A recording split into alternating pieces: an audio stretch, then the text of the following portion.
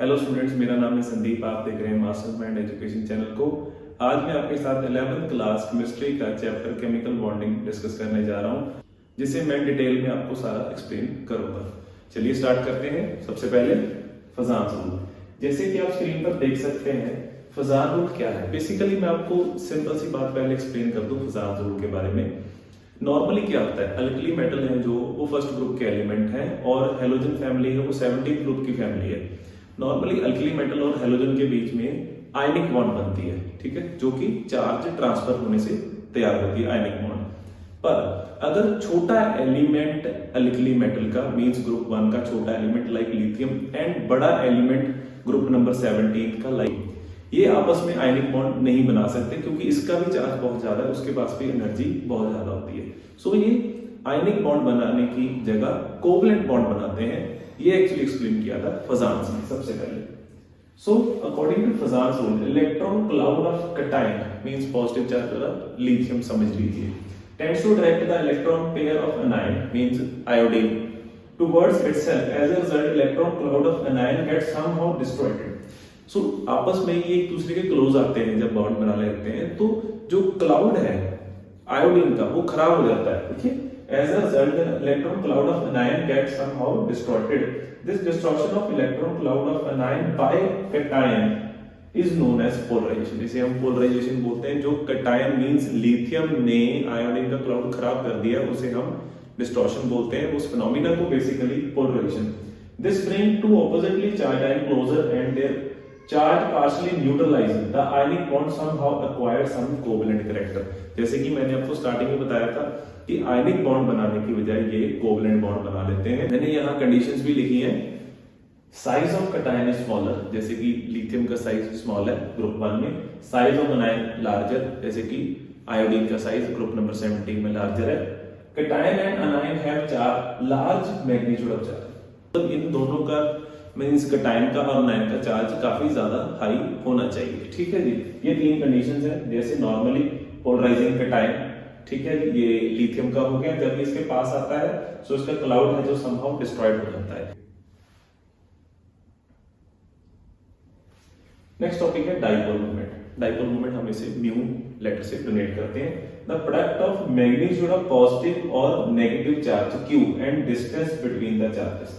तो product of charges that is q and distance between them that is d। So dipole moment equals to q into d, ठीक है।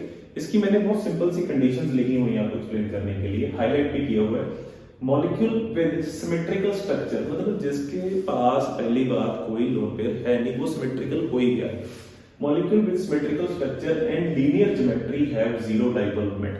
आपने starting में इस chapter के एक चार्ट्स किए होंगे जहां पर पिरामिडल शेप, बायो पिरामिडल है ना, वो शेप्स बनी हुई है। वहां पर आपको पता लग जाएगा कौन से स्ट्रक्चर सिमेट्रिकल है, कौन से नॉन सिमेट्रिकल है। टेक्निकली समझने के लिए मैं आपको एक हिंट दे देता हूँ, 100% नहीं है, हिंट है। जिसमें लोन पेयर नहीं है वो सिमेट्रिकल मान लेते हैं। हम आपको हिंट दे रहा हूँ, पक्का नहीं होता, पर जिसमें लोन पेयर आ गया वो अनसिमेट्रिकल है। अगेन ये फिक्स नहीं है, just somehow you can come closer to the concept, ठीक है। फॉर एग्जाम्पल जैसे कि कार्बन डाइऑक्साइड का स्ट्रक्चर है वो लीनियर स्ट्रक्चर है, 180 डिग्री पर बना होता है। ये पार्शियल नेगेटिव चार्ज है, पार्शियल पॉजिटिव चार्ज है। जिस जो इलेक्ट्रॉन नेगेटिव होते हैं उस पर हम डेल्टा नेगेटिव साइन डालते हैं, जो पॉजिटिव वाले हैं उस पर डेल्टा पॉजिटिव साइन डालते हैं। सो इसमें क्या होता है, they cancel out each other. मैंने लाइन लिखी हुई है, as dipole of the different bond cancel out each other. So इसमें कैंसिल आउट हो गया, सो डाइपोल मोमेंट इसमें जीरो हो गई। नेक्स्ट मैंने एग्जांपल लिया है CCl4 का, जिसमें कार्बन के साथ 4 क्लोरीन एटम्स लगे हुए हैं। जैसे कि आप देख सकते हैं कार्बन के साथ मैंने 4 क्लोरीन एटम्स लगाए हैं, सो रिजल्टेंट मोमेंट क्या है, कैंसिल आउट हो गई।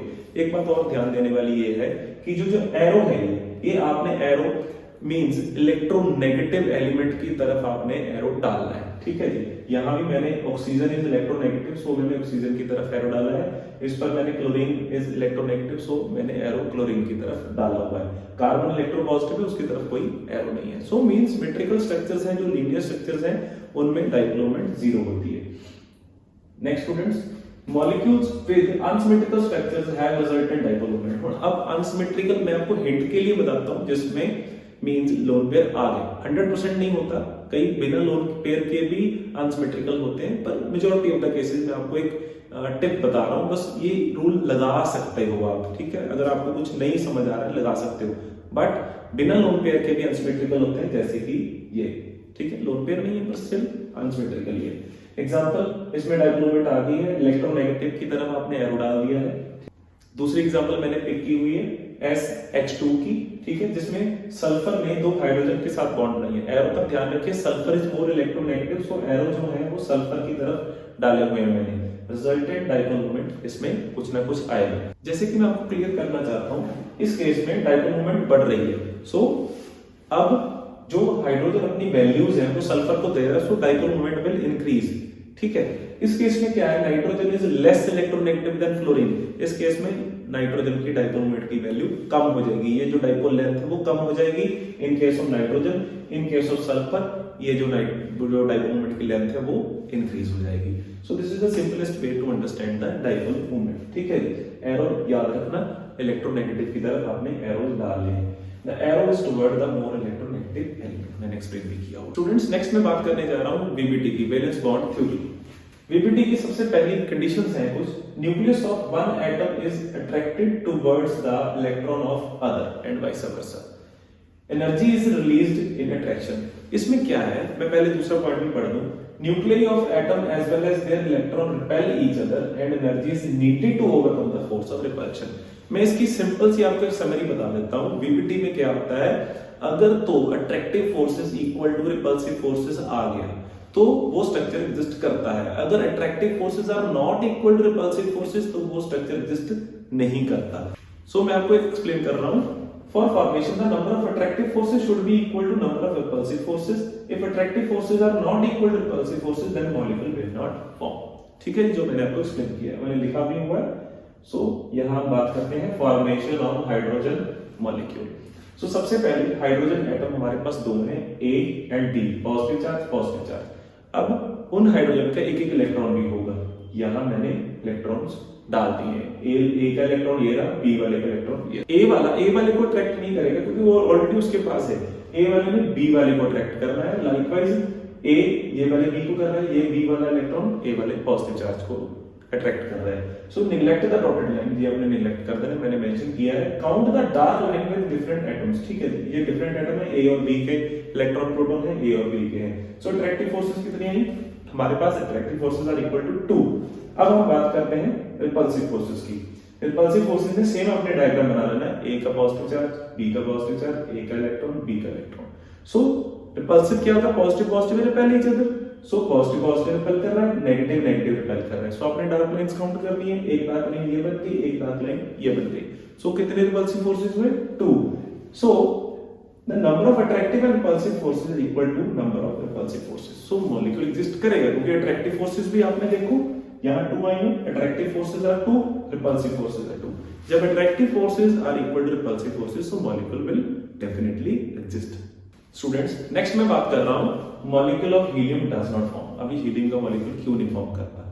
देखिए, मैंने हीलियम के अंदर 2 पॉजिटिव चार्ज है, A वाला हो गया, यहां B वाले के भी 2 पॉजिटिव चार्ज हो गए। अब 2 पॉजिटिव चार्ज है, 2 इलेक्ट्रॉन है। सो A वाले का एक इलेक्ट्रॉन ये रहा, एक इलेक्ट्रॉन ये रहा। सो B वाले का एक इलेक्ट्रॉन, B वाले का एक इलेक्ट्रॉन। अब आपने अट्रैक्शन करनी है, सो पॉजिटिव को नेगेटिव के साथ जोड़ना है। जैसे दिस इलेक्ट्रॉन इसके साथ जुड़ गया, ये वाला इलेक्ट्रॉन इसके साथ जुड़ गया, ठीक है। सो A वाले के साथ ये 2 B वाले जुड़ गए। अब B वाले के साथ ये A जुड़ गया, ये A जुड़ गया, ठीक है जी। So again you have to count the dark lines. Dark lines क्या होगी?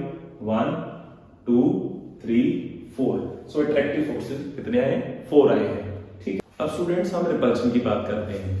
A और B, A और B में रिपल्शन होगी। ये A का इलेक्ट्रॉन है, ये भी A का इलेक्ट्रॉन है, इधर B के इलेक्ट्रॉन हो गए। तो अब रिपल्शन क्या है? ऑपोजिट। A और B में रिपल्शन होगी एक, ये और A और B में होगी सेकंड, और ये होगी एक रिपल्शन थर्ड, आपस में होगी फोर्थ, ये एक आपस में होगी फिफ्थ। अब आपने काउंट किया, रिपल्सिव फोर्सेस 5 हो गए।